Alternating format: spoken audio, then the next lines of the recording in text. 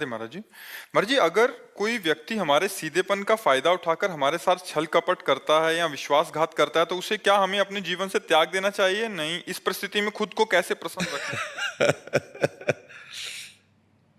देखो, भगवान के परम भागवत अवतारी पुरुष धर्मराज युधिष्ठिर, भीम, अर्जुन, नकुल, सहदेव अपने बाहुबल से इंद्रप्रस्थ की स्थापना की और पूरे विश्व को परास्त करके सम्राट बने, और शकुनी ने पासे में सब गायब कर दिया। क्या भगवान उस समय सुदर्शन चक्र का अगर प्रयोग कर देते शकुनी के ऊपर तो सारा खेल समाप्त हो जाता, कौरव भी बच जाते और पांडवों को भी दुख ना भोगना पड़ता, पर ऐसा कुछ नहीं किया। शकुनी ने 12 वर्ष का वनवास और 1 वर्ष का अज्ञातवास पांडवों को निश्चित किया, और ऐसे महावीरों को, ऐसे अवतारी पुरुषों को भारी कष्ट भोगना पड़ा छल के कारण। तो हमें लगता है कि कहीं ना कहीं भगवत विधान होता है। जो आदमी छल कर रहा है हमारे साथ, शायद है कि हमने पूर्व जन्म में उसका कुछ लिया होगा। आज हमें लग रहा है कि वो छल विधान से हमारा ले रहा है, लेकिन पूर्व जन्म में हमने कोई छल किया होगा तो उसी का उत्तर मिल रहा है।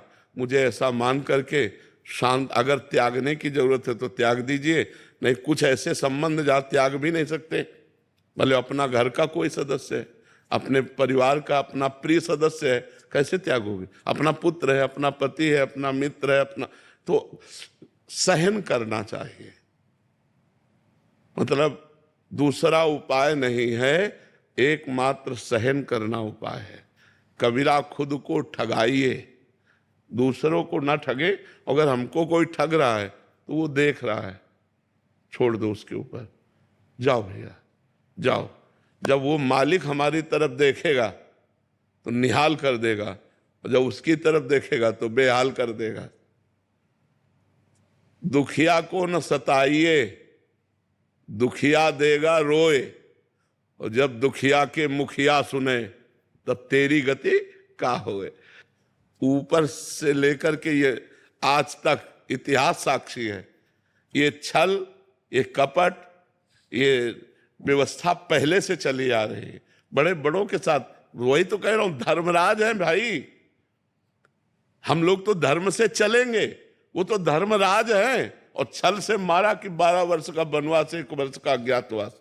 ऐसे महापुरुषों को भी छल, चाहते तो 1 मिनट में शकुनी को निपटा सकते थे भीम। 1 मिनट में केवल गला पकड़ के दबा दे तो जान से मर जाता लेकिन सबकी जड़ शकुनी था, और उसका कहीं बाल बांका भी नहीं किया, और बहुत कष्ट भोगा, बहुत कष्ट भोगा इन महापुरुषों ने। मंथरा ने तो कैकेयी के कान भरे। कैकेयी जी ने हठ ठान लिया, सुबह होने वाला था राज्याभिषेक और शाम के हो गया वनवास तो भाई देखो, हम लोग तो उनके अंश हैं, वो तो स्वयं परमात्मा है, बड़े बड़े महापुरुष हैं। कुछ बातें ऐसी होती जो केवल सहनी पड़ती है। कोशिश करो, अगर राजकीय कार्रवाई से तुम बच सकता है तो बच सकता है, नहीं तो शांत सह जाओ, वो देगा, मालिक कहीं से दे देगा। वो बहुत विधान करने वाला है। लड़ाई, हमें तो लगता है लड़ाई झगड़ा छल कपट इसमें सब ठीक नहीं है। शांति से सह जाए तो अच्छा है। देखो कितना सहने की कोशिश की पांडवों ने। पहले कहा था कि जब अगर 12 वर्ष का वनवास, 1 वर्ष का अज्ञातवास आप पूरा कर लेंगे तो पूरा चक्रवर्ती राज्य आपको मिल जाएगा। जब पूरा कर लिया तो उनका राज्य नहीं देंगे, तो बोले आधा दे दो, बोले आधा भी नहीं देंगे, तो बोले 5 गांव दे अब आप देखो ईमानदारी की हद और बेईमानी की हद। पांडवों ने कहा 5 गांव दे दो, तो भगवान से क्या कह रहा है दुर्योधन? सूजी अग्रे न केसवा, सुई की नोक भर नहीं देंगे, तो विनाश कर दिया। फिर 100 के 100 मरे, 99 नहीं, 100 के 100 मरे। तो इसलिए अपने को चाहिए कि दबता चला जाए, कोशिश करे कि लड़ाई झगड़ा ना हो, सह जाए।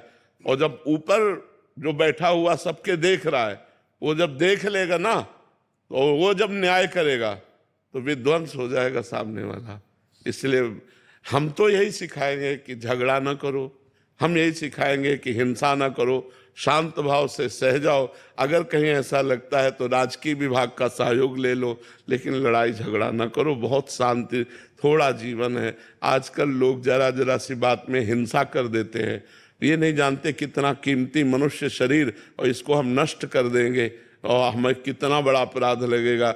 ये सबसे बड़ी भगवान की सृष्टि में ये मनुष्य योनि है, सबसे बड़ी योनि है और बड़ी महिमाशाली है। इसके द्वारा बड़े बड़े पवित्र कार्य किए जा सकते हैं, पर लोग जरा जरा सी लड़ाई में एक दूसरे की हिंसा कर देते हैं, या जरा सा ऐसा समस्याएं आई तो पूरा परिवार जहर खा लेते हैं। ये सब नहीं करना चाहिए। सहना सीखो, नाम जप करो और भगवान के आश्रित रहो।